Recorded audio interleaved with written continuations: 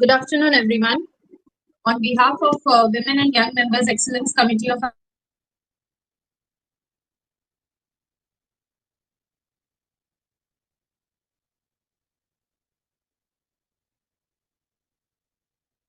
by WYMDC of the Women CAs and by the Women's.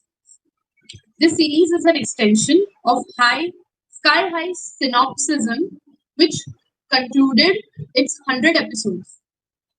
It is one of the committee's initiatives to not only disseminate information to women members on technical updation and non-technical skills, but also to empower and inspire women members to come at forefront and realize their verbal skills at a public platform. So, a brief introduction of CA Maitri Panchal, our first speaker. Maitri Panchal is a seasoned chartered accountant with over 6 years of experience in stat audits, internal controls, and risk assessment.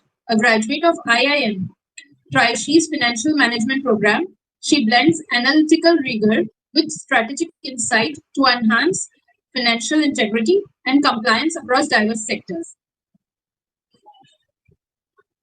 So we welcome CA Maitri Panchal.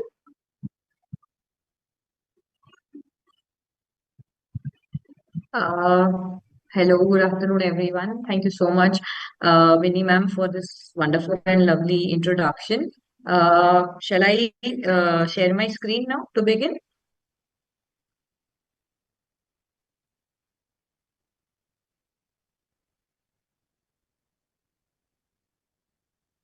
Okay, fine.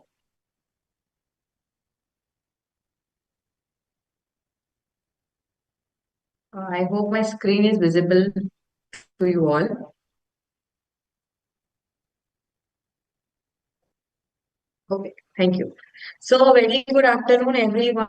I welcome you all for today's session on evaluation and reporting of IFC, internal financial controls and statutory audit.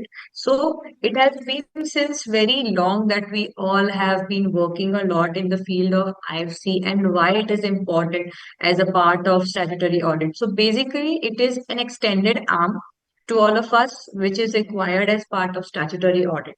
So before we begin, let us understand basically what is IFC and to which all sections of Companies Act does it has it touch base. To start with, basically IFC is a part of audit process where we try to ensure the reliability of the financial reporting and we try to promote compliances. Basically, it ultimately strengthens the corporate governance and it helps to boost the investor confidence. Now, we also know that there are major sections that are governing IFCs. The first section, that is section 134, subsection 5 of Companies Act, which basically deals with the director's responsibility and both responsibility to establish the internal financial controls wherever it is applicable. And then it has another leg in section 143, subsection 3 of audit reporting, where where the auditor is required to comment upon the effectiveness and operative effectiveness of the IFC. And then comes the final report that goes into the audit reporting. And also, as per section 177, audit committee also needs to make sure that proper plans have been developed in order to check whether the controls are in place or not. So, in this session, we are going to touch base on what all things are included. First, being the auditor's mandate. How do we evaluate the methodology as part of IFC audit? How do we report our findings? And at the end, how do we give a final uh, view on the effectiveness of the controls?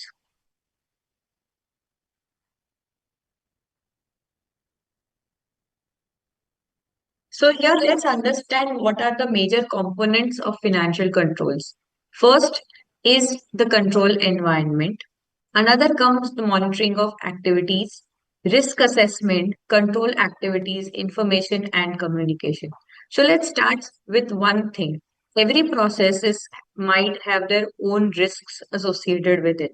Let's say, for example, if we take a single process of petty cash, then petty cash must be having the different risks assessed to it. Like, let's say, for example, unauthorized access to cash, unauthorized usage or mishandling of cash, theft of cash.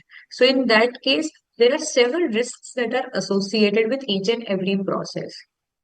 Now, in order to mitigate those risks, we basically define a control environment. Basically, control environment is nothing, but we can say it as a firewall to diminish the effect of the risks that are identified and outcomes attached to it. Let's say, for example, petty cash is just randomly kept anywhere and we do not have control. In that case, we definitely have the risks of theft. But if we build a control environment around it, let's say we put it in a lock and key or some person takes care of it, in that case, the risk reduces. The idea is to mitigate the risk. There are there might be chances that we not be able to completely eliminate the risk associated to it, but yes, we can definitely mitigate.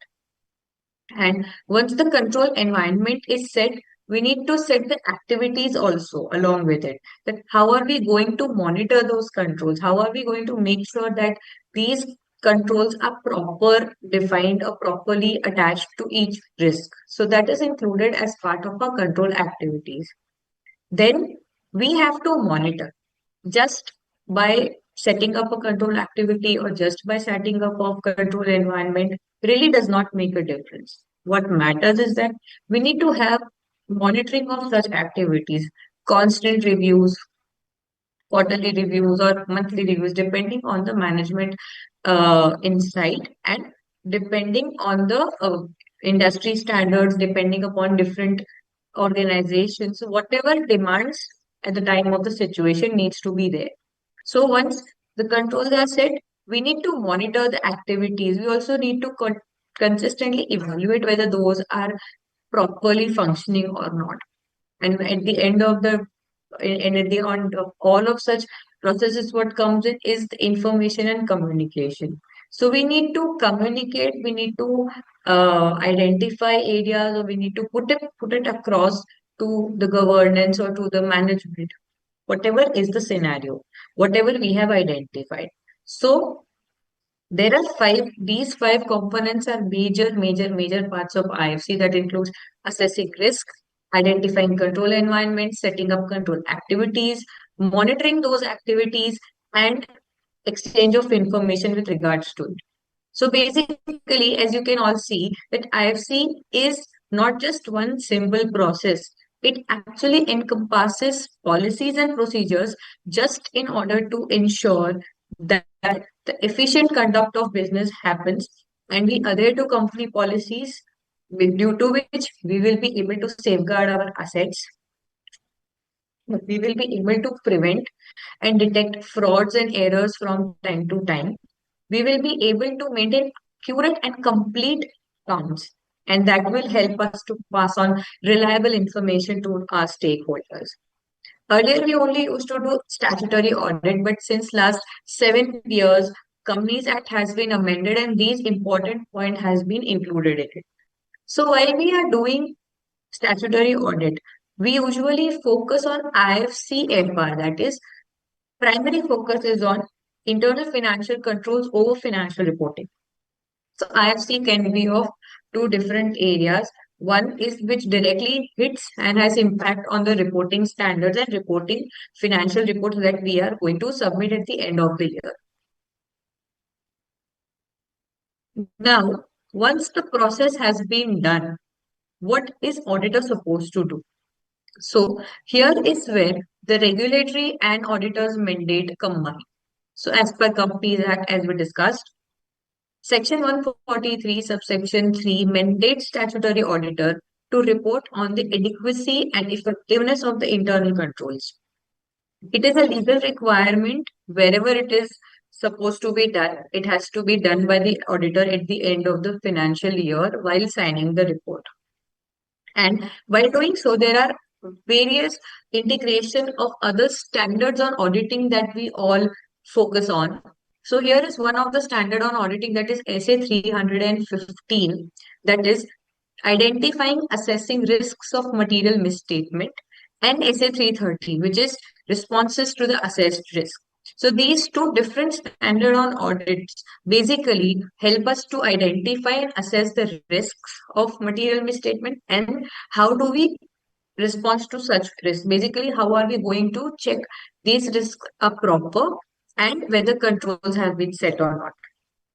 And further, definitely uh, there is the guideline on internal financial control which is being issued by our institute ICI from time to time, and that is which becomes our book to refer. We can consider it as a Bible, which wherein it gives us a clear understanding and guidelines and how are we supposed to take this process ahead with every step. So first thing, let's start with how is auditor supposed to evaluate.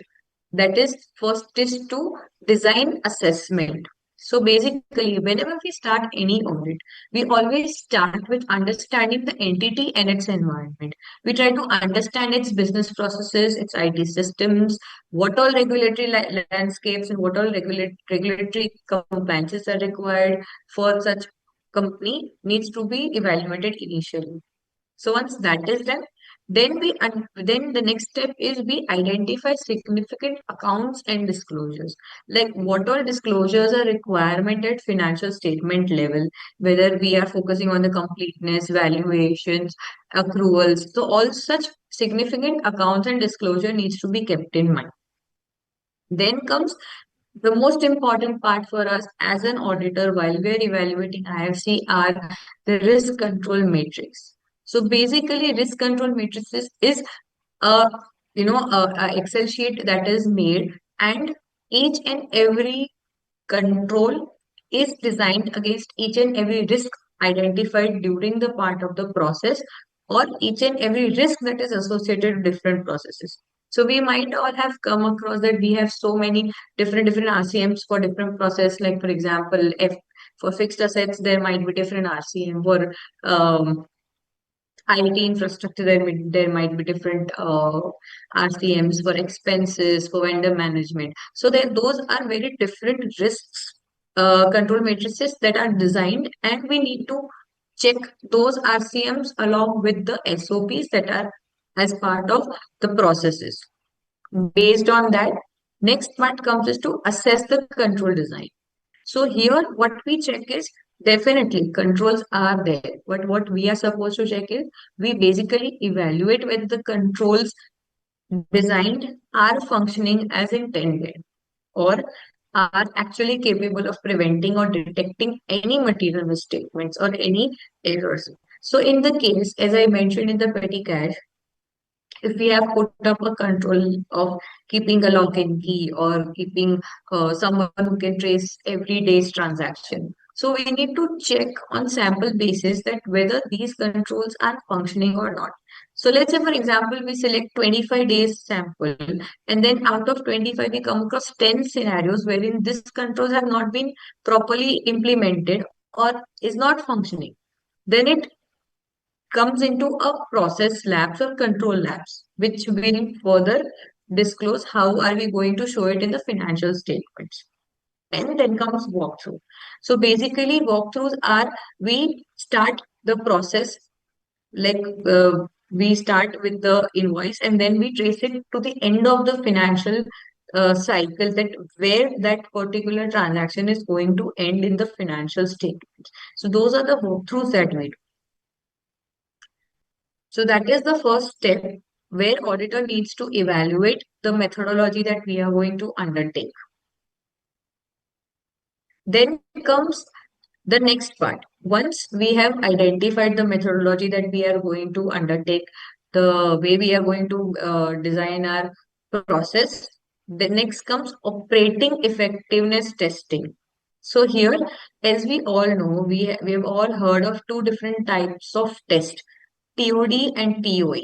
So first, TOD, that is test of design, and another one is test of operating effectiveness.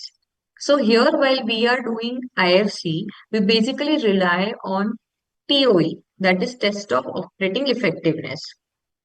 Here, basically, what we do, we design tests to verify whether the controls are functioning as intended or not. So we simply go through the RCMs, we identify samples based on different frequency, basis on the controls that are set, whether those are manual, whether they are preventive, whether they are corrective or detective, and we have a guideline mentioned in the note wherein ICI has released, and there they have specifically mentioned number of samples that we need to take for each and every type of frequency of the control. So in that case, basis that we will do a sampling methodology, we will run a sampling methodology, and we will come out with samples. Like here in this case, you can see that you know for example, wherever the frequency is high, where the control of frequency is high, we go for 25 sample transactions, and then we run the whole. So with those 25 samples, we walk through the whole process and all the controls that are associated with it. And basically, our idea is to check whether these controls are proper or not, whether they are operating properly or not.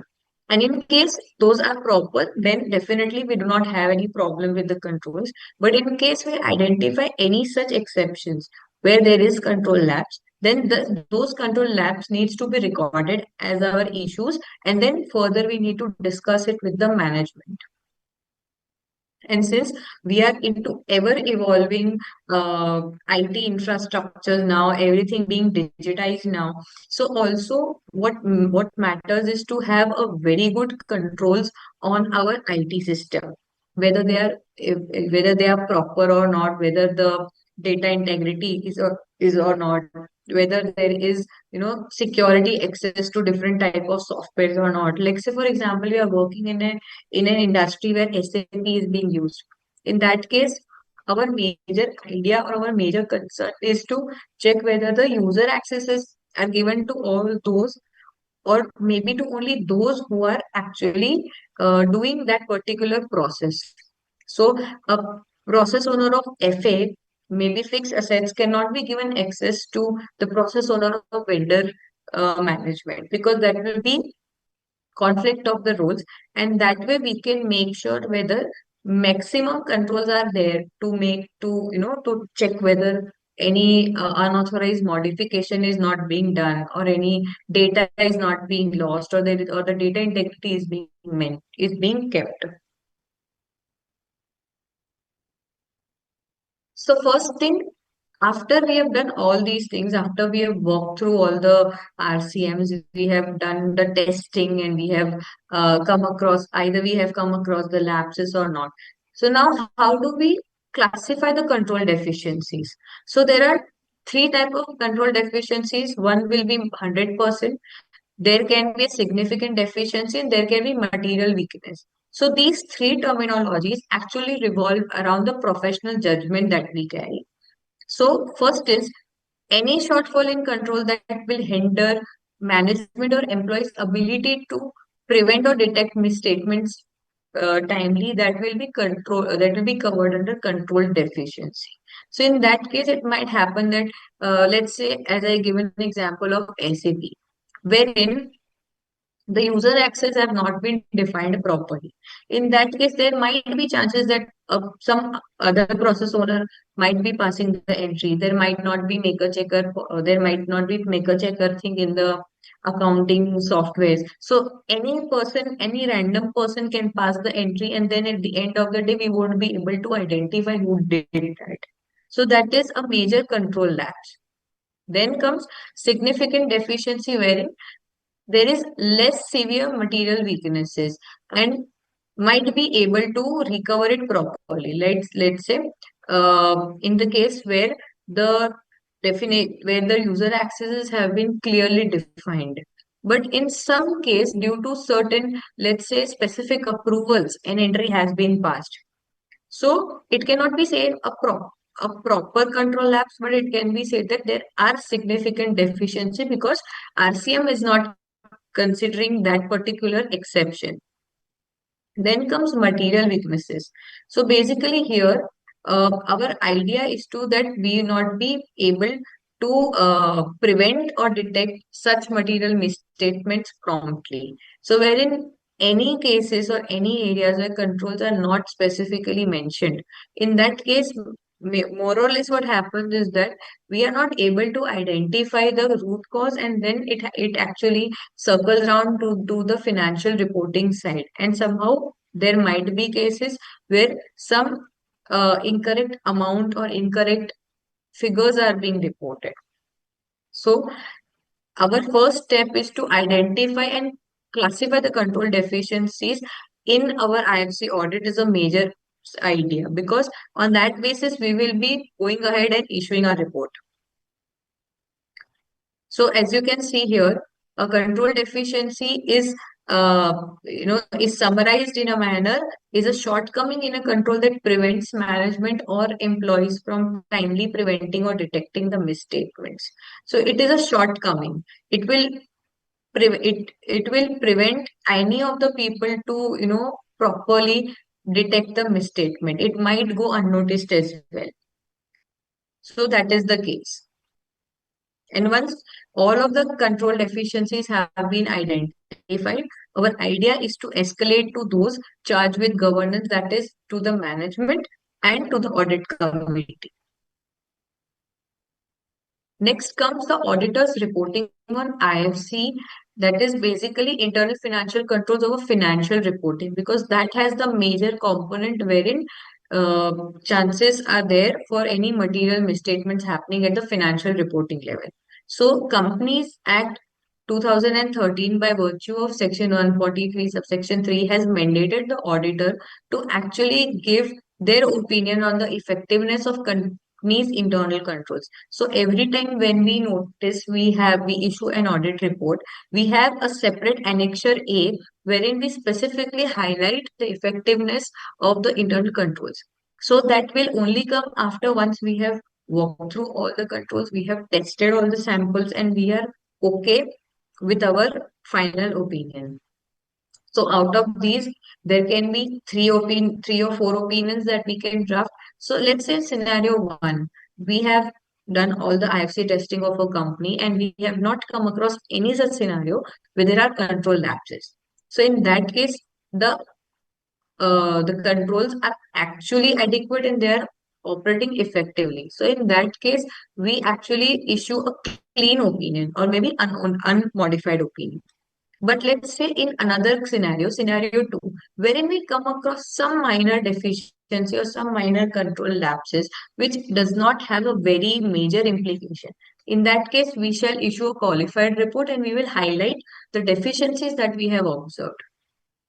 In the next scenario, let's come across that controls are there, but none of them are working properly. In that case, an adverse opinion is required to highlight, because if any of the controls that are dealing with or any of the control that has its last impact on financial reporting and the controls are not effective, then we might not be able to comment upon actually whether the financial reporting is also proper or not.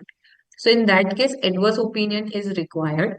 And in case where we are not able to form any of the opinion, in case we have not been provided by any proper audit evidences, or the company does not have proper RCMs developed or does not have a proper SOP developed, in that case we need to issue a disclaimer of opinion and we need to highlight the reason why we are doing so. So in either way, whatever report we are issuing, it must clearly state the basis, and we should provide a clear, detailed description of any material weaknesses that we have identified during the financial year. So, this is the line that we always put in. That is the one which I said as quote. In our opinion, the company has, in all material respects, adequate IFCFR, and such IFCFR were operating effectively as at 31st March 2025. Unquote. So this is the line which we need to give in case of a clean opinion. And in addition to that, also, we also need to make sure that somehow it happens that whenever we come across some new clients, then we also need to check on the applicability whether the IFC is applicable on them. So, as per the Companies Act, IFC is applicable to first all the listed companies, whatever listed companies are there, or every listed company must apply IFC in their uh, uh, finance and accounts department.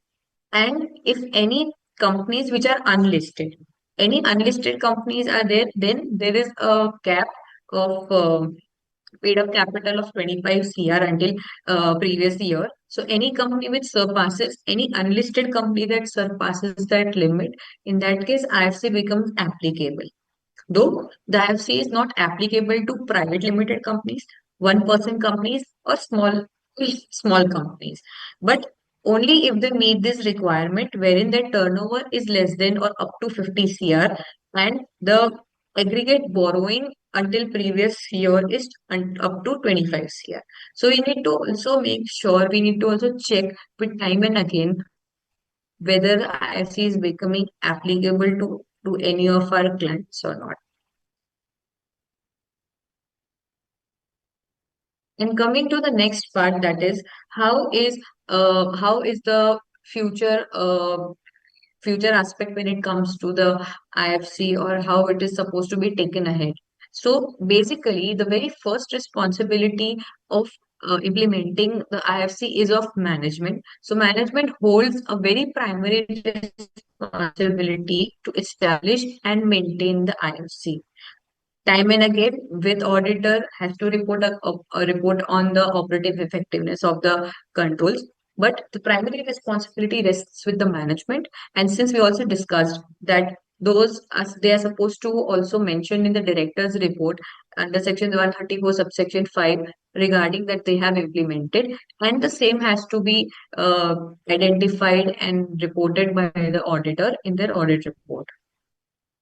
Then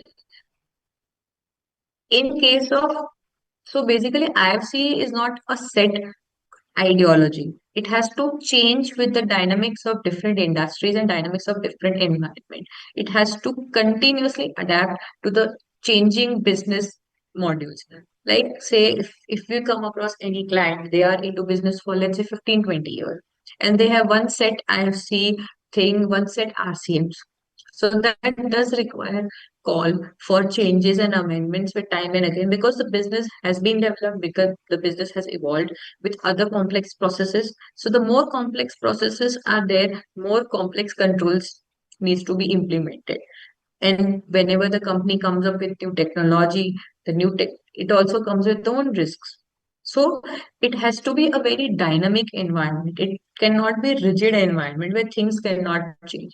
And definitely with the evolving globalization, with evolving structures of company, with mergers, acquisition going around, with different technologies being implemented, time and again, new emerging risks are coming.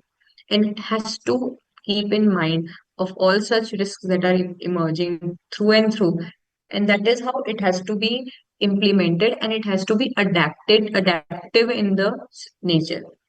And next comes to leverage the technology. So technology leverage is one of the important factor that needs to be implemented when it comes to the analysis and preventive automation tools, wherein the clients or we as a chartered accountant can always comment upon, we can always advise them to go for such automative tools wherein it is a real time tool running behind the processes, where it directly throws any exception of any control lapse that have happened.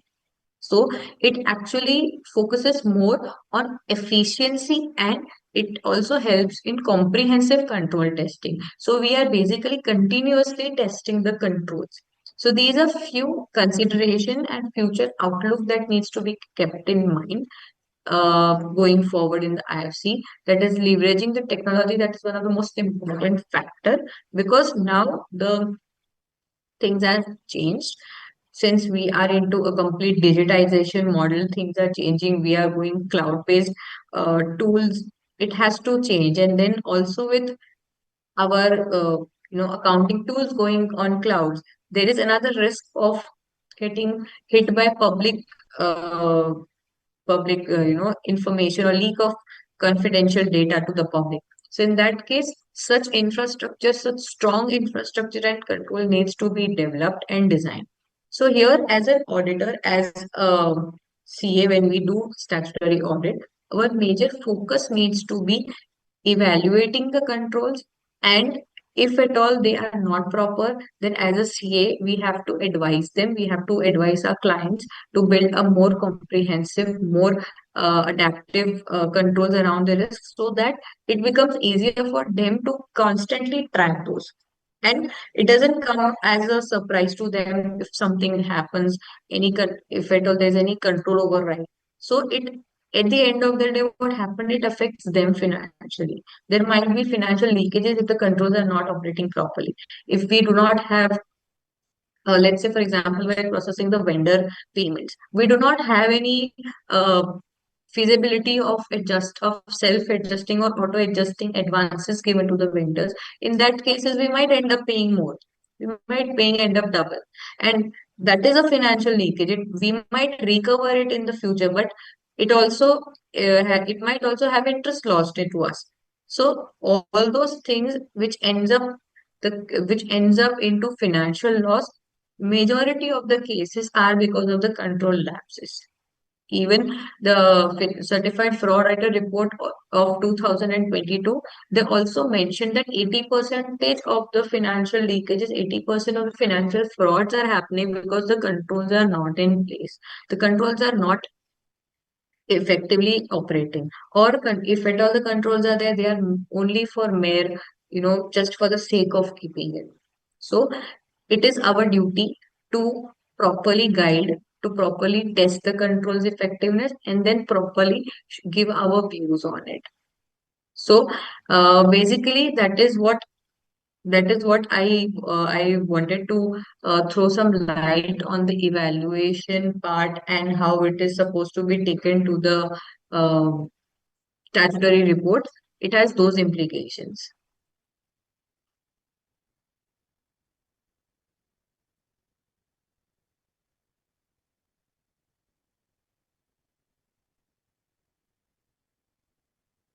Does anyone has any queries? Can we have this thing? I'm not sure if we can have a Q&A here.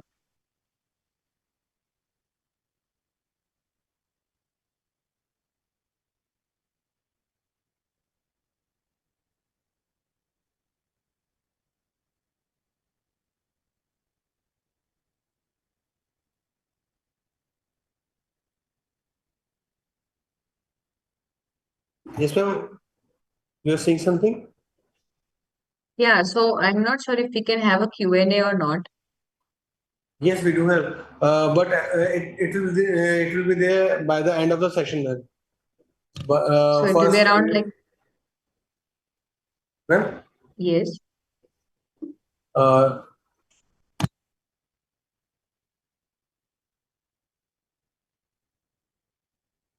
okay. Is the session over, ma'am?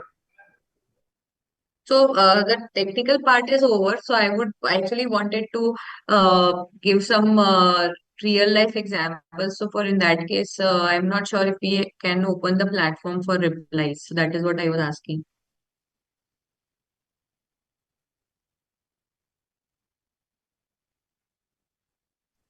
As of now, we have no questions. You can continue. Okay, fine. Okay, so talking about few examples that while during my course of exposure to different industries, is that we actually came across one of the controls where what happened is that, you know um, specifically with related to the fixed assets. Majorly what happens nowadays in majority of the companies, we are now handing over laptops to our employees basically, so they can use the laptops for their official work. So sometimes it even happens that, the whenever during the exit procedure, it happens that there is a checklist which is being maintained from the HR, and different department needs to give no due clearances from their end, whether all the exit formalities have been done. So, in this scenario, we also observed that there was no specific control built around this risk, that F&F can be settled without closing all these no due clearance no due clearance formalities. So in that case, we identified that for last 2 3 years, it has happened that they have processed the F&F of employees, and additionally, employees also took away the laptop, and they did not have the control. So in that case, what happened? There was a financial leakage at the company's end, that they released the F&F and they did not have the asset also for which they paid. So that is one of the scenarios. It happened because the control was not developed. And if had it been that the control would have been developed, in that case, there would not have been financial leakage. And such financial leakages, it might be amounted to around like 15 to 20 lakhs of such amount, and that amount at the end of the day had to be reported as part of the statutory audit report. So that is how we need to consistently evaluate and reevaluate the controls that is built in and around the risks. And also, as I mentioned, that with developing and with changes in the business processes, risks also change. And with those risks, control needs to be adaptive in the nature, and ever since the control needs to be reevaluated. So many a times what happens while we initiate the audit, we also ask our clients to help us with the SOPs, and we also ask for the version controls of SOPs. That the reason being because we also need to check whether any major changes have been occurred during the year, whether any different process has been implemented as part of SOP, and that SOP, basically the standard operating procedure, flows to your RCM. So RCM basically will include all the processes that has been mentioned in your SOP, risk associated to it, and controls. So it also happens to be that we also need to cross check the SOPs and RCMs time and again. While we are asking for version control of different SOPs, we cannot blindly rely on the RCMs that have been provided. We also need to review. We also need to recheck whether any major changes that has been incurred, and either they have been missed by the management or not including as part of RCM. So that is also one preliminary check which we do while we start. And definitely, while we begin the IFC, we always have a proper walkthrough meeting with our clients. We try to understand the process in detail with them, and gathering of documentation.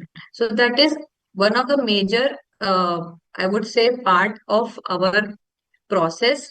It goes one after another. So we cannot directly jump to either of the part. We cannot directly start, evaluating the samples.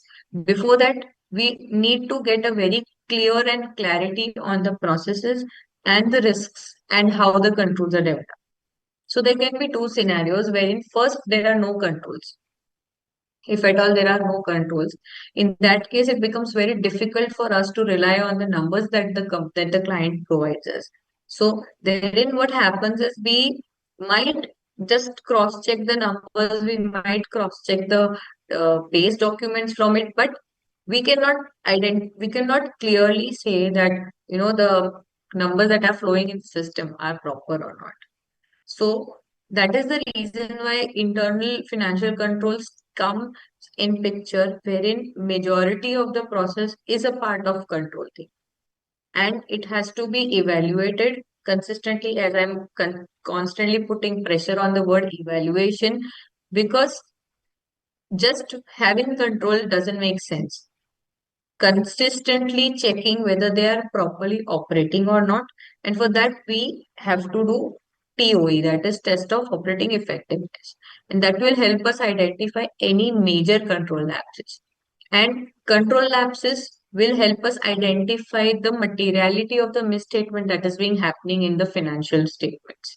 And that is the core reason why we as statutory auditor needs to take IFC process very seriously. So many a time it happens that IFC is just considered as a tick mark activity, but it is not a tick mark activity. IFC is equally and as equal as statutory audit, or I would say a little bit more important than that, because we are focusing on the controls. And as we all know, statutory audit specifically deals on the financial reporting areas and compliances areas only. So here when we are testing only samples, then we cannot rely whole and soul on those part. We also need to check the process behind it. And that was the major reason why internal controls was implemented, and it was a very important part of our audit report. Had it not been very much important process, it would not have. So having having a mindset of keeping IFC as a techno activity will not work. It will actually hinder our own audit reports. So just running past the whole session again, controls are basically there to mitigate the risks. There might be cases that we might not be able to completely eliminate the risk, but controls always mitigate the risks that are associated with different processes. And that will help us upscale a very good, proper and clean report that goes as part of financial statements in the audit report. So simply just giving comment upon the financial statement does not work. We as an auditor need to focus on the controls part, and it is very effective thing to do because we have a very limited time, and in that limited time it is next to impossible to verify, to vouch everything at one go. So here controls are those cases where we do sample testing, and if the controls are proper, let's say in given scenario where we have banking systems and we have 2 or 3 level of uh, you know approval authorized signatories to approve any transactions. So in that case, if that control is working for 50 rupees, it will work. So in 25 samples, if it has worked for 50 rupees, it has worked for 5 lakh rupees, it has worked for 50 lakh rupees, then the percentage of chances that it will work across all the transaction prevails. But in scenario where out of 25 transaction, it has worked only for, like, let's say 50 rupees of transactions, or let's say only for 5 lakh rupees of transactions. In that case, there are chances that it might not work where a very high level of transaction comes in place. So that is the core reason why we have samples designed, and as per the frequency it has been defined. It has been defined based on the frequency of the control in place. It has been defined on the basis of controls that are in place, like manual or whether it is preventive. On those basis, ICI has helped us to prepare a base wherein we do sampling, and those are very, I would say, very calculated and very scientific approach to do sampling in case of IFC, because everything we cannot check.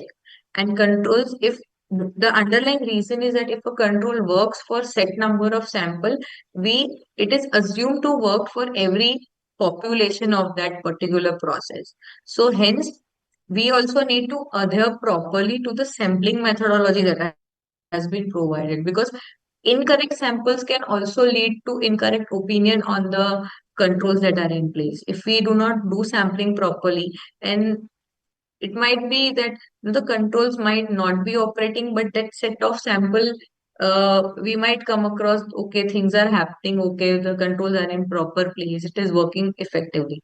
So we need to consider the sampling methodology also properly, which has been identified, and only after that we must roll out the samples for the control testing.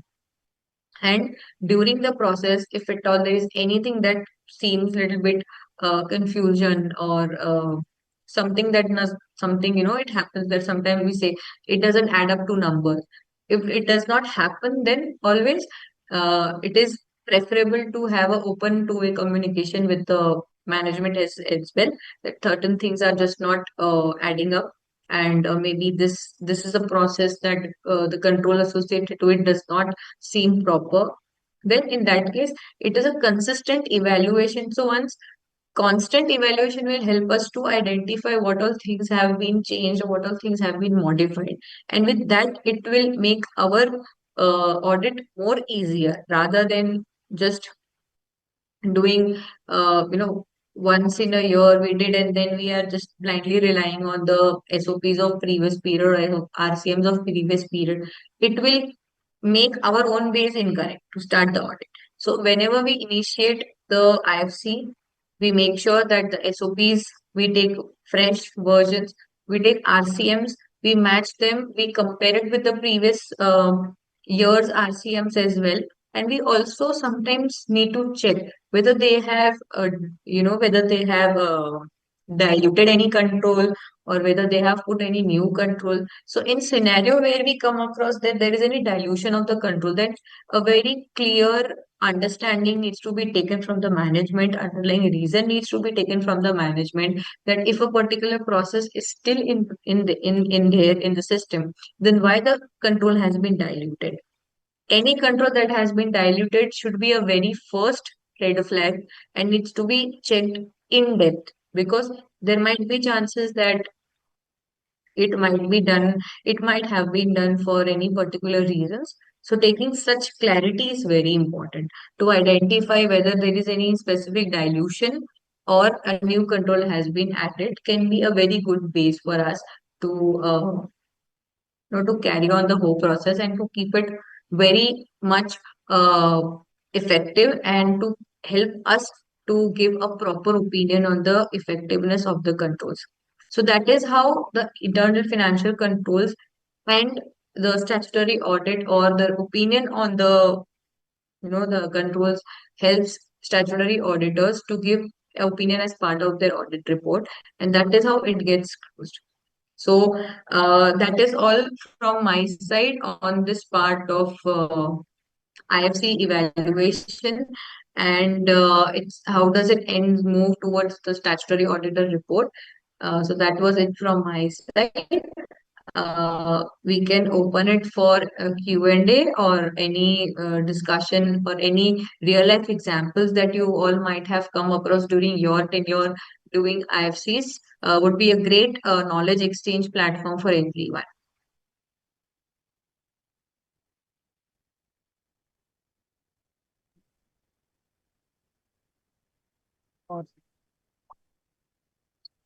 Kavita ma'am, please take the Thank questions. you. There right now in the chat box, there are no questions as of now.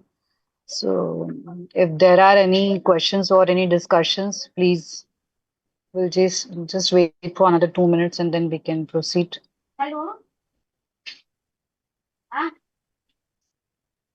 Any questions?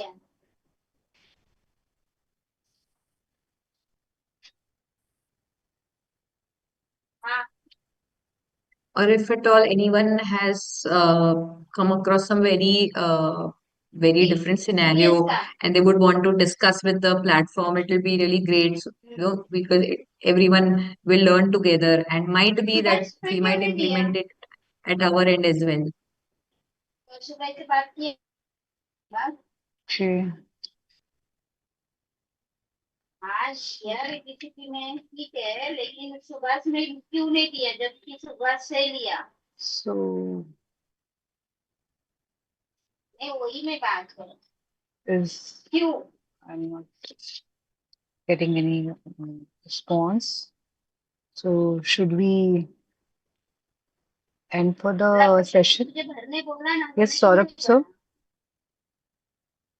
हाँ हम लोगों ने हमारा Yes, ma'am. खाना तो तुझे दे Yes, दिया था there are no questions in the chat box. So should we end the session for this? Sure, ma'am. और उसमें से दो बार Okay. So thank you, CA and Anna, ma'am. Thank you for the wonderful session, and it was a great session. And for thank you for appraising us, and it's a I express my gratitude for all of you to towards the session that you have taken time for joining the session and making it a wonderful. Thank you so much. ठीक है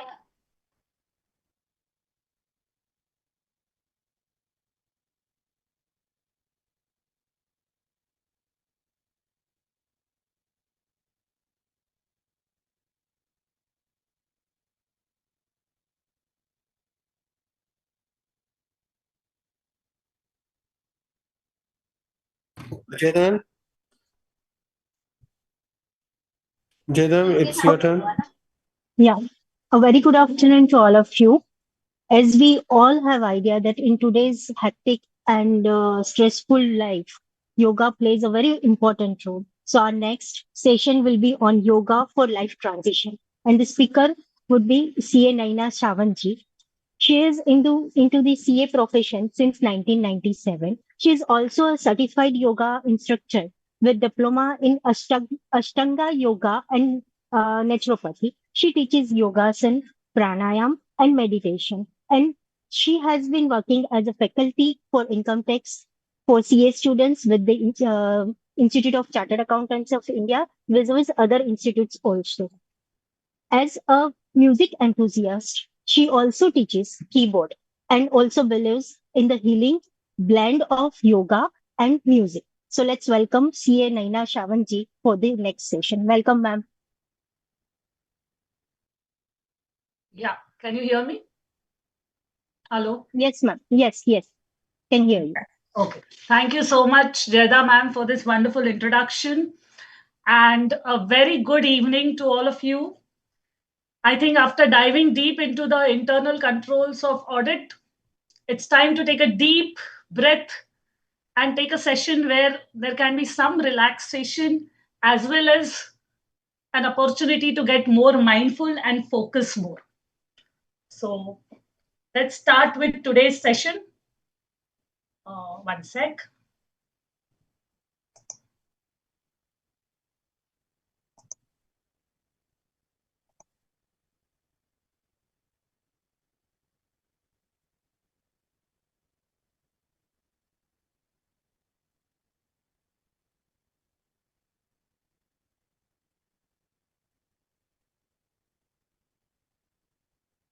Share.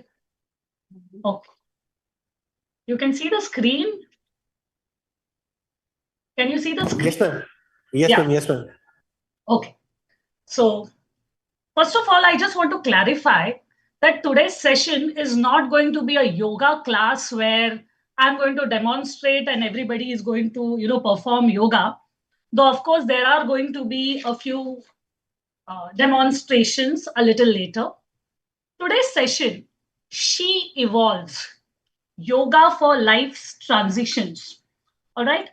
It is more about understanding the role of yoga as a woman navigates through various stages of her life, be it infancy, childhood, adolescence, pregnancy, post pregnancy, middle age, seniors. As we go through all these various phases, how can yoga, pranayam, meditation help us? What are the changes that take place in these stages, and how yoga can help us in adjusting to these changes? Now, some of us here must already be practicing yoga. There must be regular yoga practitioners, whereas some of us might be beginners here, and some may still be wondering ki yaar ye yoga mere se hoga kya. But let me tell you, aapse hoga, और yoga se ही सब कुछ होगा. Now the goal of yoga, so many people join yoga for different goals. Some join to touch their toes, and some join to touch their soles. Some join just to experience relaxation, that is shavasana.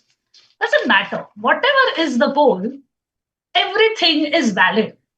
You know why? Because yoga is not about how flexible you are. It is not about how well you do an asana. It is about how you feel when you do that asana. So yoga comes from the Sanskrit word yuj, which means union of body, breath, and mind. And to achieve this union, we have to do certain yoga postures, we have to do some pranayam, meditation. The main purpose, the main role of yoga is union, and good health is just a byproduct. It happens by the way. So, good health comes incidentally when we perform yoga.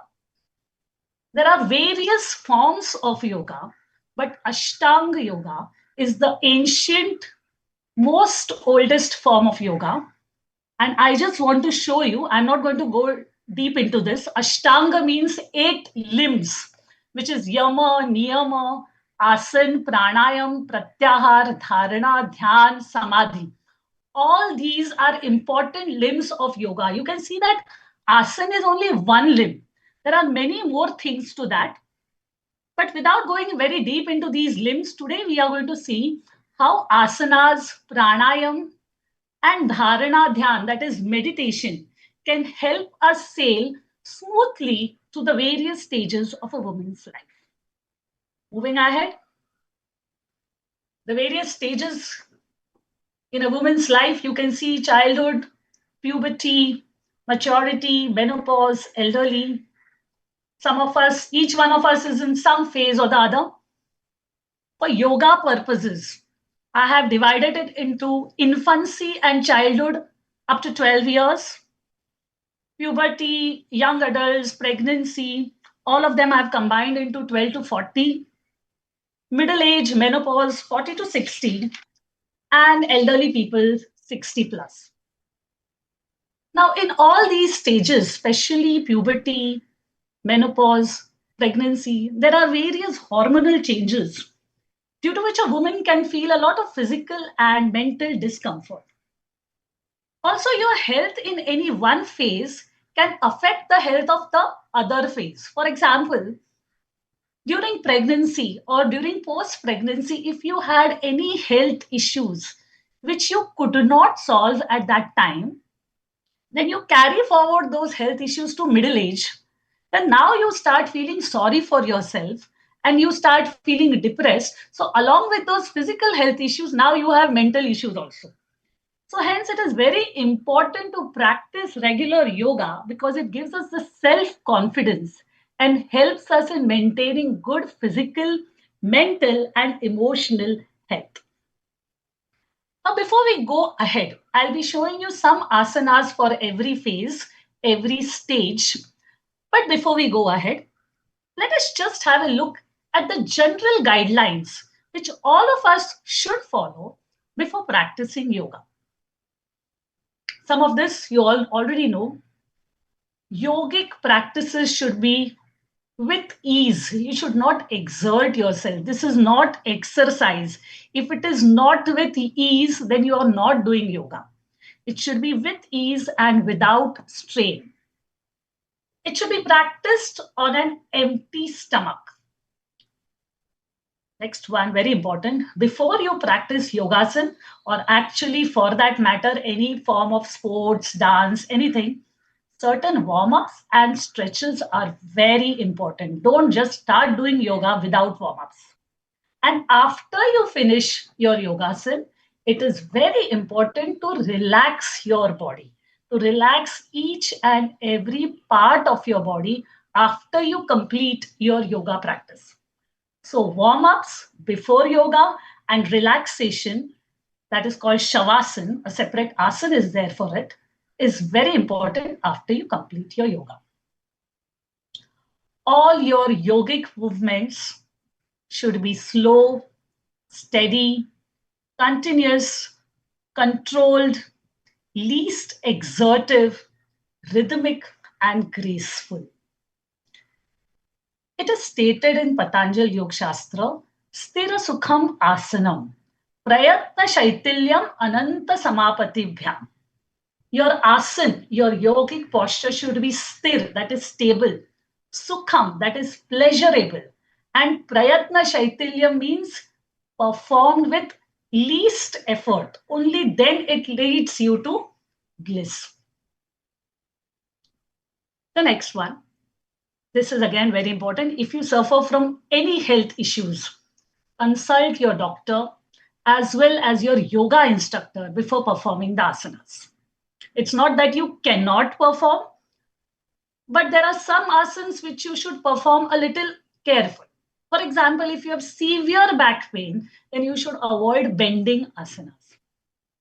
If you have severe neck pain, then you should avoid asanas like Bhujangasana, which I'll show you later on. And every asana has its contraindications. Contraindication means when you should not be doing it. If you have this problem, you should not do that asana.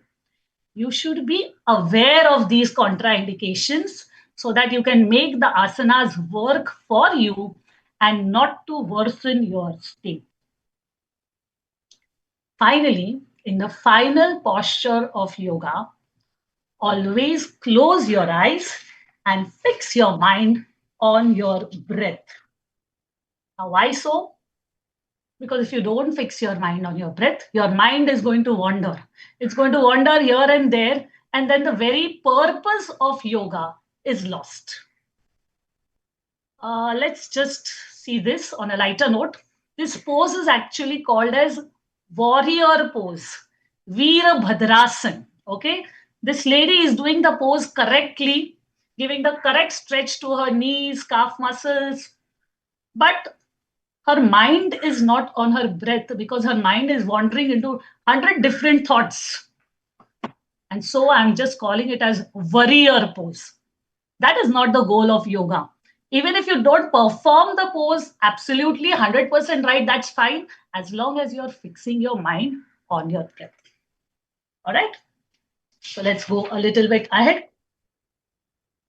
As I had mentioned to you, that warm-ups are very important before you start yoga or any form of exercise. Now, there is no limit to how many warm-ups you want to do, or there are warm-ups of different kinds. So there is no rule as to which you should do as long as you're stretching each and every part of your body.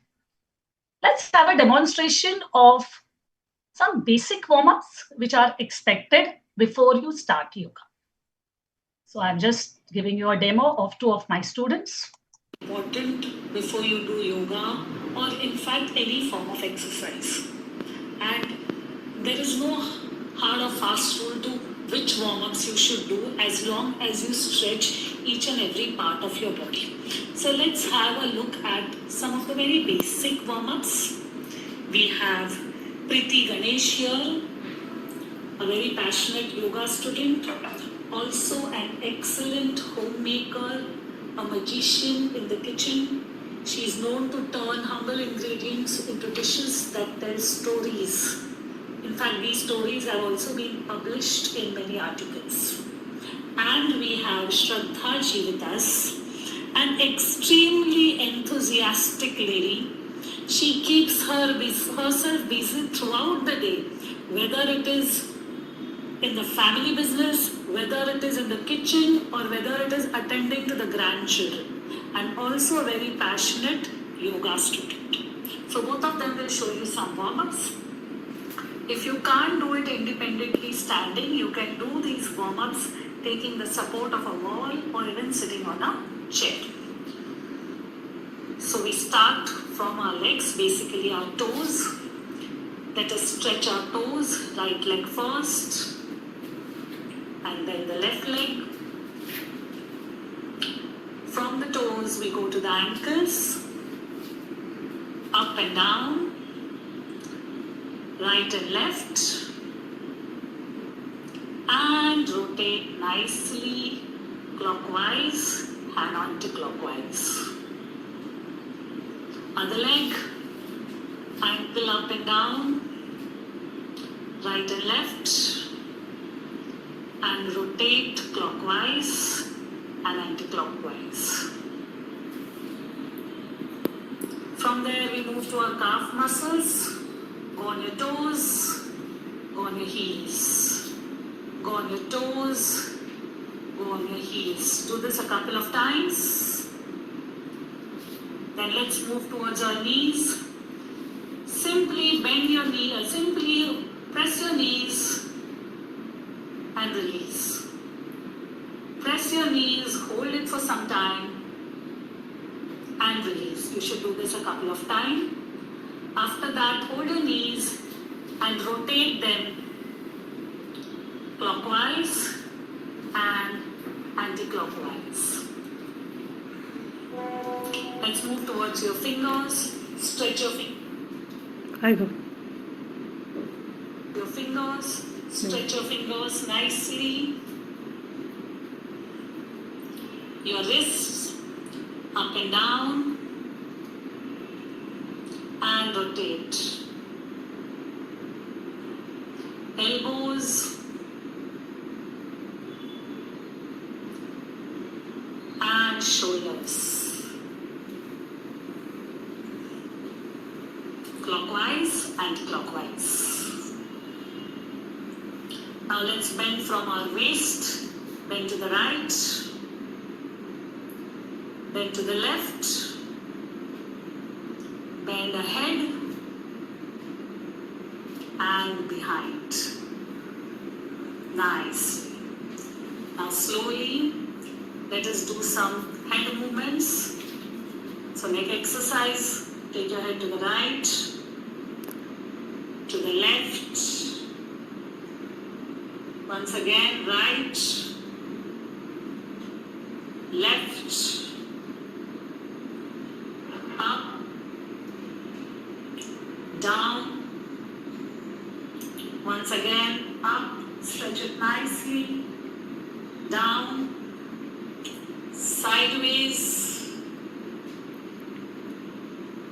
and rotate it nicely, once clockwise and once anti-clockwise. Now these were some very basic warm-ups. You can always add on more, like for example, after this if you want, you can do some spot walking, or you may do some jogging, or if you want, you can do some eye exercises, some more arm exercises. The choice is yours. Alright, thank you Shraddha ji and Preeti. Important before you do. All right, I hope you got an idea of the warm-ups. As I mentioned, there are many types of warm-ups. What is important is to warm up, basically stretch every part of your body. Now let's go through the various stages, beginning with the very first stage, infancy and childhood. Let's say up to 12 years. Now, children's body is very tender at this age. So, definitely no intense yoga or no rigorous meditation. Definitely not. Yeah, you can have gentle stretches, you can have mindful breathing just to make them feel calm. Children love animals. So you can make it a fun activity for them. For example, butterfly pose. In the butterfly pose, you flap your thighs, your legs, as if you're flapping your wings, and do it happily. Or the cobra pose or the snake pose. You lie on your tummy. You tell your child you lie on your tummy. You lift up your chest and you hiss like a snake. The child will be delighted. Or a dog pose, or a flamingo pose, monkey pose. He will take it as a game and yoga will not become boring for him. So, in infancy and childhood, I repeat, no intense yoga or rigorous meditation. Let's go ahead. The next stage, 12 years onwards, is puberty. We are all aware about this. Most of us have passed through that age. Some of you might be in the 20s, 25s. Some of us might be having daughters of that age or siblings of that age.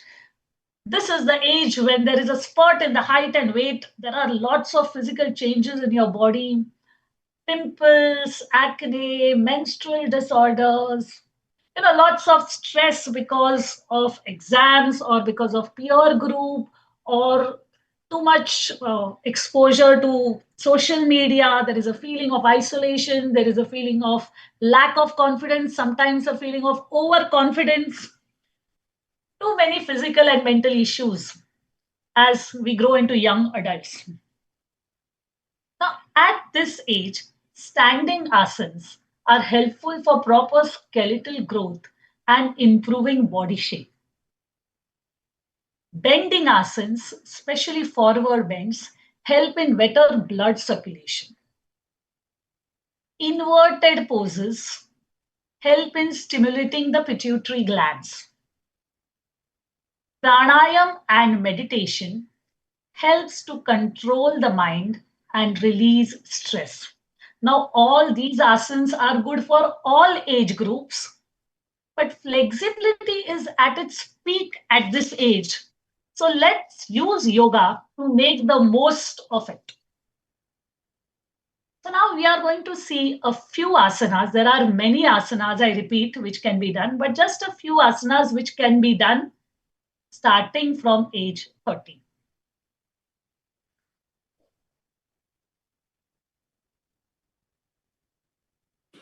All right. So let's demonstrate a few asanas for you.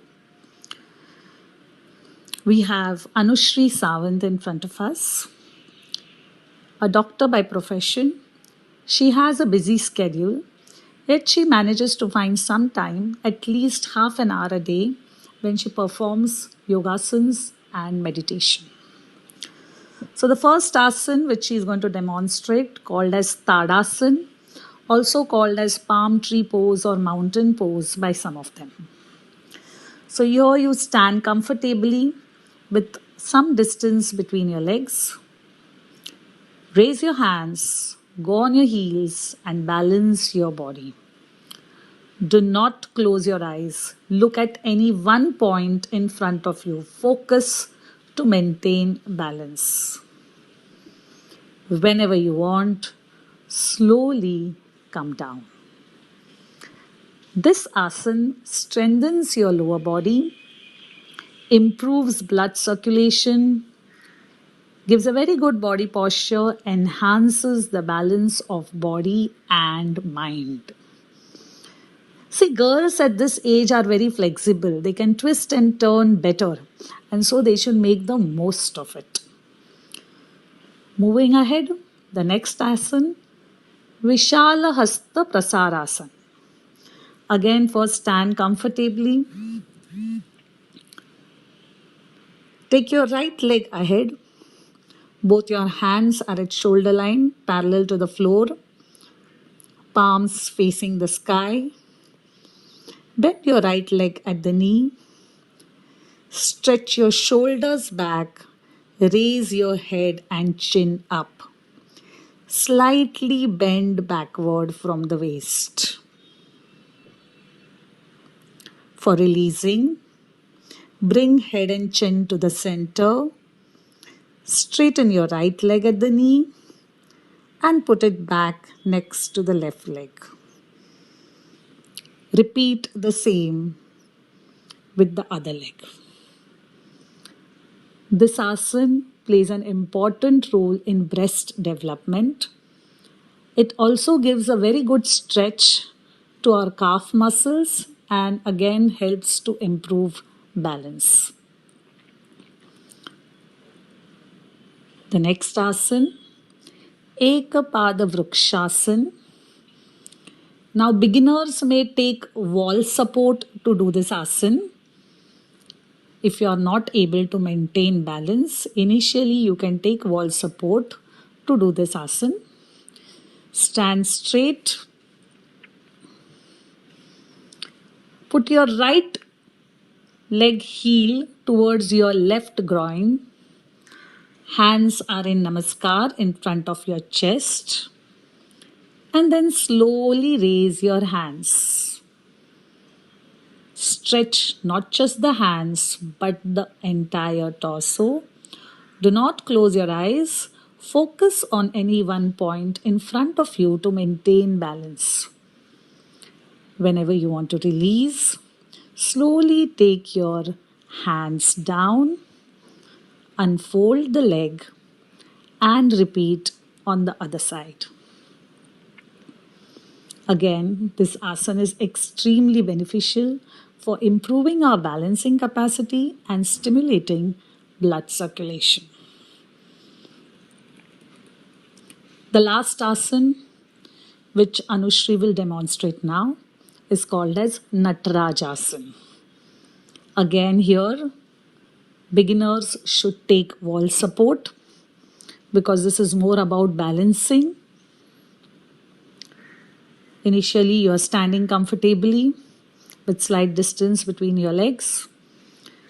Then you move your weight on one leg, lift the other leg and grab the ankle. Take your other hand up and extend it.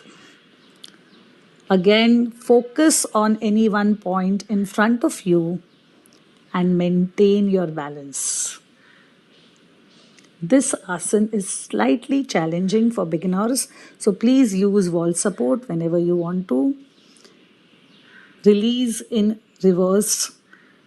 Come back, slowly hand down, leg down, and repeat on the other side.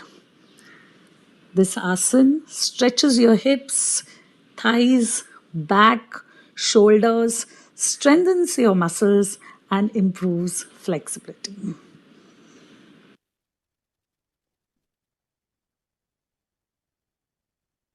Thank you, Anushri. Yeah.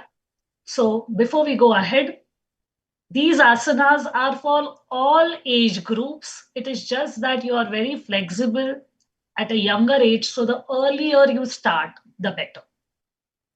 Also, as we grow older in the 25 plus, we experience pregnancy. Post pregnancy, it has its own issues. Now, here, yoga and meditation can play a prominent role in helping you sail smoothly through pregnancy. However, always consult a doctor, your doctor, and yoga master before performing any asanas during pregnancy. So, I am not going to demonstrate any asanas of pregnancy here because every pregnancy may or may not have its complications. So ask your doctor, ask your yoga consultant before you perform any asanas. Okay? So let's move ahead now and go to middle age, 40 plus. Also, when menopause starts hitting us, by the time we reach 40, we are generally settled in our life, settled in our career. Our children have also more or less grown up, settled. But in this settling phase, in this struggle of balancing our family, our children, our career, we sometimes neglect ourselves, and that at times leads to some health issues, weight gains, menstrual disorders, and slowly menopause also starts creeping, and we have those irregular periods, hot flashes, mood swings, obesity. Another issue that crops up in this age is very popularly known as the empty nest syndrome. Our children have grown up. They are no longer dependent upon you. There is nothing like, Mama, Mama, I need you. So you start feeling lonely, you start feeling depressed. And at this point, I would say yoga and meditation is very important. Now, I want to highlight about meditation here. Meditation does not mean just sitting in a place, focusing on your breath and chanting Om. Of course, that is the traditional form of meditation, which is also important. But beyond that, meditation also means pursuing any hobbies or doing any activities which you like. In Bhagavad Gita, it is mentioned that yoga karmasu kaushalam. That means excellence in any skill is also yoga. So fair enough, you do yoga sense. If you want, you do traditional meditation also. But even if you are pursuing any hobby passionately, be it music, dance, cooking, painting, gardening, any hobby, if you do it passionately, it has the same effect as meditation because when you are doing it, endorphins are released, if you want to say scientifically, because you feel calmed down after you do that activity and you are all rejuvenated. So, at this stage, when you are more or less settled in your career, it is very important to pursue some hobby, some activity which makes you happy. Strength training asanas are also important because we have muscle loss after 45. Along with yogasanas, pranayam and meditation helps to relax our mind and release the stress. So now let us have a look at few yogasanas which can be done in this stage. I have taken some very basic ones. Again, there are many asanas, but I have taken some very basic ones. So let's see a few asanas in this age group. We have Preeti again. Preeti is in a relaxing position, lying on the mat, some distance between her legs. Heels inwards, toes outwards, palms facing the sky, very relaxed. And now slowly she goes into the starting position of any asana. Legs together, hands by the side of your body. We begin with a very simple asana, Uttana Tadasana. Gently raise your hands and give your body a full stretch. As if somebody is pulling your hands from one side and legs from the other side. Close your eyes and breathe. Whenever you want, open your eyes and gently release the asana. Go back into the relaxing position. Another very simple asana for women of all age groups, Sulabha Uttana Vakrasana, basically twisting. Now there are many variations in this, but I'm going to show you the simplest one. Fold your legs at your knees. Hands can be at the side or they can be behind your head. And twist. Legs on one side, knee to knee, head on the other side. Close your eyes and breathe. Whenever you want, gently twist to the other side. This asana improves flexibility. It helps to reduce the fat in the hip region. Now, if you want to go for a more challenging variation, then another variation, you lift your leg at 90 degree and then twist. Gently come back to 90 degree and repeat it with the other leg.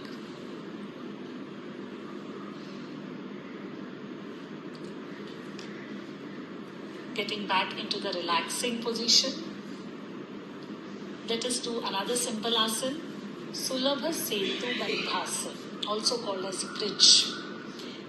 This asana is very effective in reducing back pain and also in alleviating the symptoms of menopause. Fold your legs at your knees and gently lift your hips, your lower back, middle back, upper back, and give a nice stretch to your back. Whenever you want, slowly release the asana. First the upper back, middle, lower, hips, and then straighten your legs. The next asana, basically for our core, to strengthen our abdomen. Uthita Ek Padasana, one leg at a time, a very simple one. Relax one leg, you can keep it straight or you can even fold it, and the other leg lift it at 30 degrees and hold. Hold the asana, do not hold your breath, breathe normally. Close your eyes and breathe. Whenever you want, gently put that leg down, relax it and lift the other leg at 30 degrees. Slowly release the asana, go back into relaxing position. If you are comfortable with Uthita Ekapadasana, do the same thing with both legs together.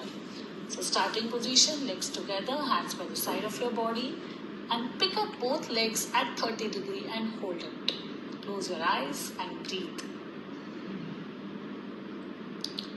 If you are comfortable with this, raise your legs more and go up to 90 degree.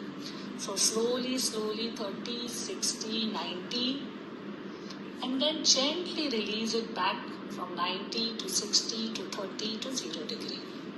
All this makes your lower body more flexible and your abs strong. Another asana to reduce the fat around your waist, Anantasana. Come to your side and raise your one leg, giving a good stretch to your thighs and hips. Hold and breathe. Gently release and repeat on the other side.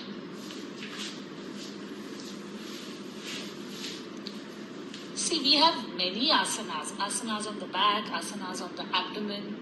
But this was just a glimpse to give you an idea of some very basic asanas which can be performed at this age.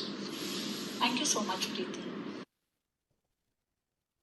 Friends, remember, it is not about how flexible you are, it is about how consistent you are. So even if, let's say, See a few asanas in this age. even if you are doing just 15 to 20 minutes of simple asanas every day, it is going to give you long term benefits. Let's say you have a very busy schedule, 9 to 5, and you don't get time, you're sitting continuously.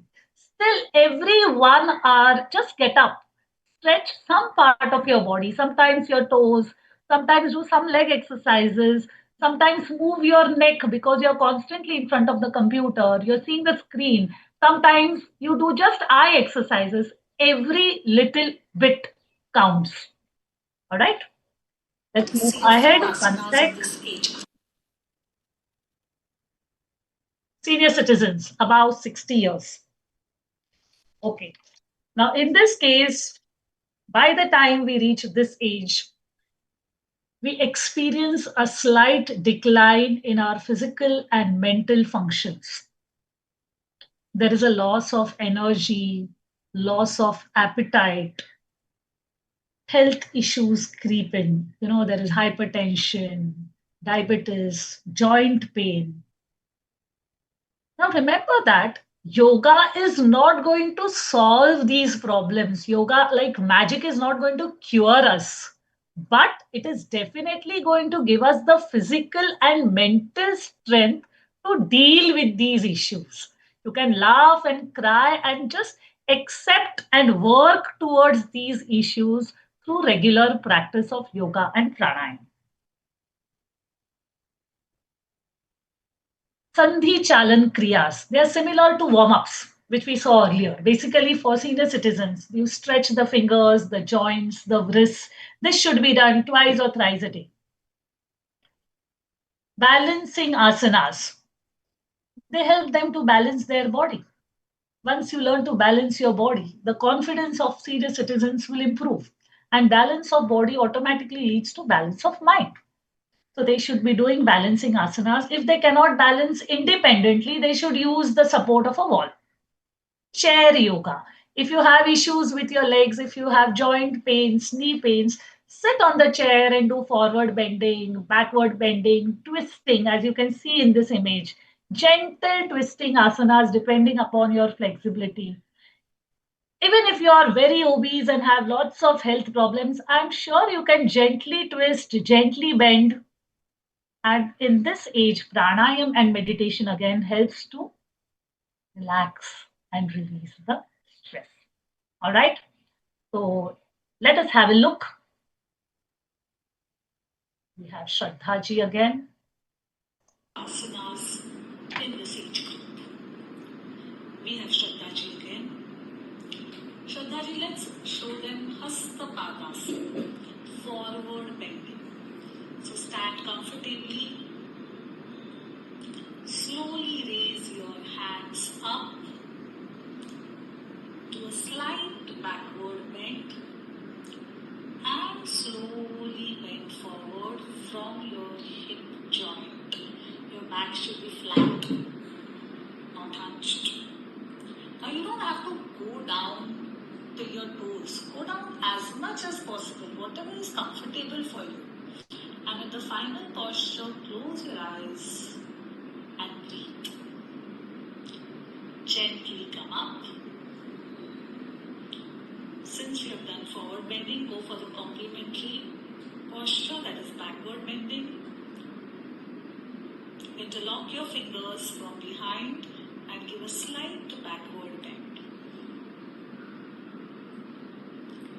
Now, if you can't perform this independently, you can always take wall support or even do it on a chair. Relax, Shraddhaji. Now let us go to the next asana, Sulabha Tadasana. Now Tadasana we have also seen in the second stage of purity, and it's very important at this stage also because it helps you to balance your body, mind, and thereby raises your confidence.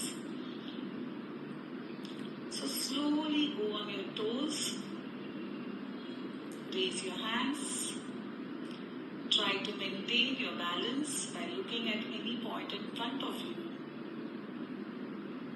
and gently come down. Another easy way of doing this is keep your hands on your waist and slowly go up on your toes. Try to maintain balance and slowly come down. If this is also not possible, do it with wall support. Now let's see a few asanas on the mat. Shraddhaji, can you please lie down on the mat on the abdomen? We saw asanas with our back on the mat. Now let's see some asanas with our abdomen on the mat. We are starting with a very simple and a very graceful asana called Sulabha Asana. Your hands are folded, your palms are on the cheek. A slight bend gives a nice back stretch. Very simple, very graceful, and at the same time, very beneficial. Gently release the asana, Shraddhaji, and relax. Now, if you are a little more flexible, you can also go for Bhujangasana. Okay? So place your forearms on the mat. First I'm showing you an easy way of doing Bhujangasana, that is Sulabha Bhujangasana.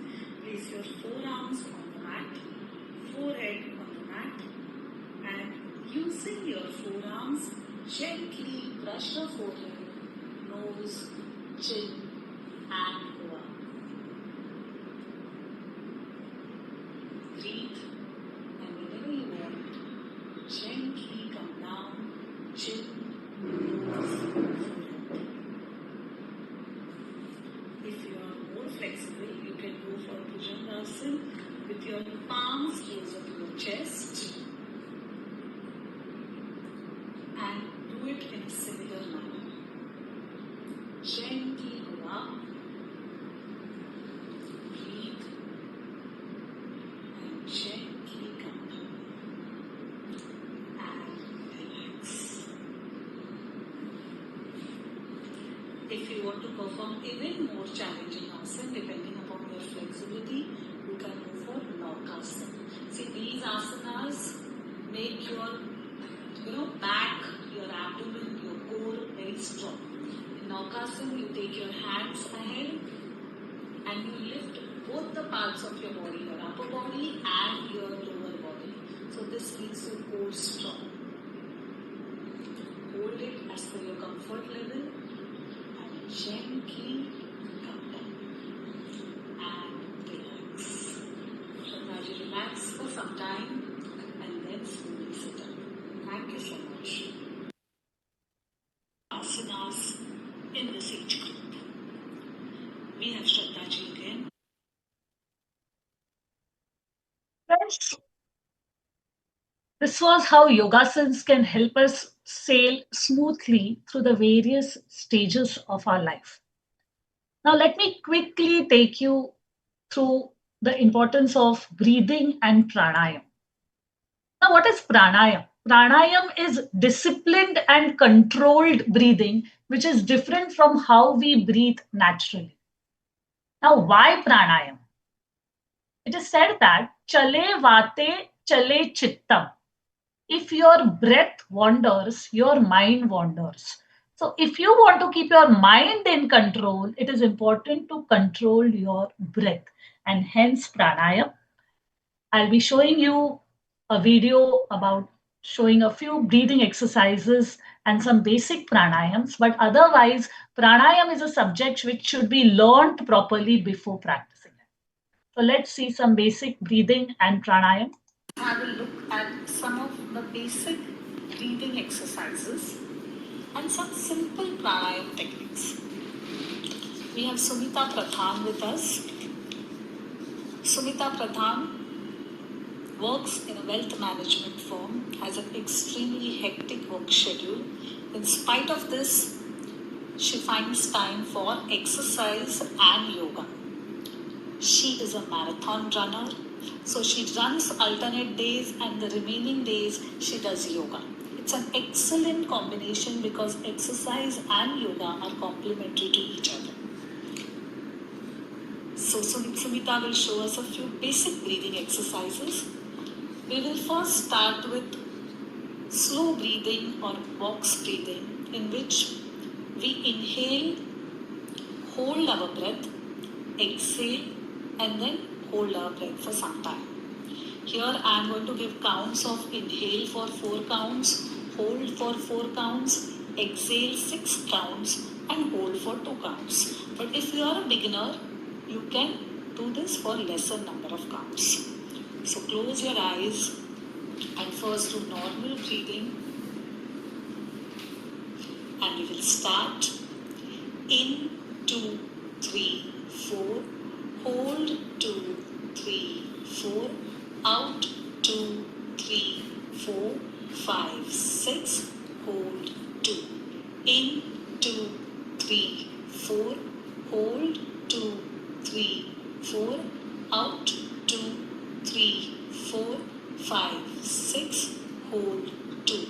Inhale, hold, exhale, hold. In, hold, exhale, hold. This way you should do as many cycles as you are comfortable with, and then slowly resume normal breathing. This type of breathing improves our lung capacity. Now slowly, let's relax, Sumita, and we are going to show them Bhastrika Pranayam. Now Bhastrika Pranayam is very effective in releasing stress and in energizing yourself. Ideally, it should be done in the mornings and not at nights because it generates energy. So for Bhastrika, we take our elbows at the side. We will open up our hands and as if we are, snatching something from the air, we will take them out. So let's do it. 1, out. 2, out. 3, out. 4, out. 5, out. 6, out. 7, out. 8, out. 9, out. Last one, out. And relax. Now, if you are having extremely high BP, then you should not be practicing Bhastrika Pranayam. Moving ahead, I'll be showing you the most popular Nadi Shuddhi Pranayam, also called as Anulom Vilom. Anulom Vilom is very popular and it is also very beneficial because it calms your mind and it is supposed to be a preparatory practice before you go deeper into pranayam. So I will not be going into deep pranayam techniques because they should ideally be learned from a certified yoga instructor before practicing them. But you can definitely do Anulom Vilom, where you inhale from the left, exhale from right, Inhale from right, exhale from left. So let us start, Samita. Close your eyes. Slight smile on your face so muscles are relaxed. Inhale from the left. Hold your breath. Exhale from the right. Inhale from the right. Hold your breath. Exhale from the left. If possible, exhalation should be longer than inhalation. Continue this. When you inhale, your shoulders and chest should go up. When you exhale, they should slowly go down. Continue for a few cycles, and your last cycle ends when you exhale from the left. So let this be your last cycle. Keep your eyes closed for some time. Then gently open your eyes and relax. Thank you so much, Sumita. So friends, this was a gist of how yogasans and pranayam meditation can help us sail smoothly through our various life stages. Lastly, I would like to say that Have a look at one. some of the basic.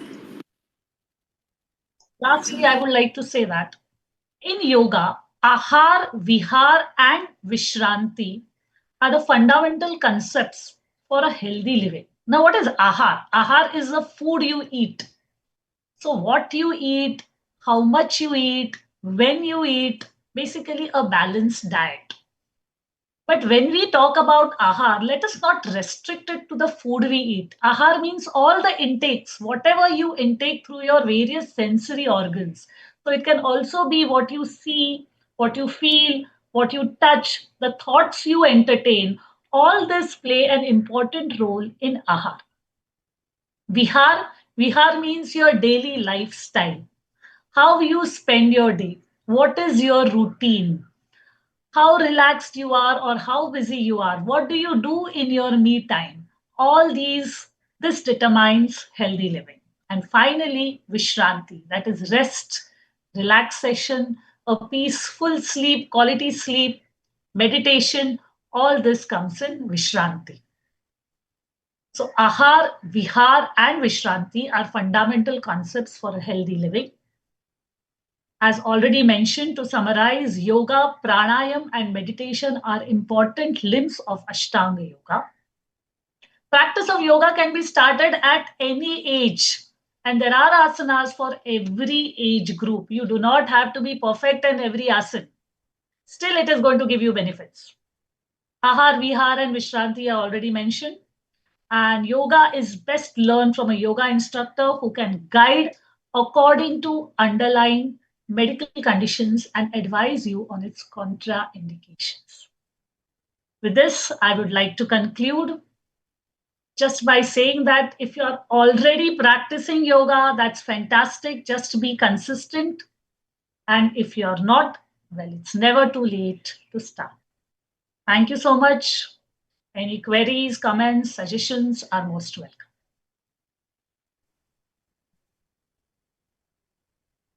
Thank you so much, ma'am. Are there any questions or queries? Let me check first. As of now, no. Yes, we can conclude the session. Thank you, ma'am. Thank you, Nana, ma'am, for appraising us. And also my gratitude for all of you for making time to join the session and making it successful. Thank you, Nana, ma'am. Thank you.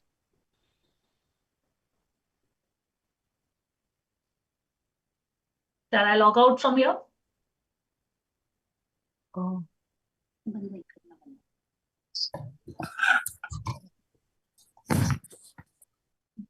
Vinu, yeah, please wind up the meeting.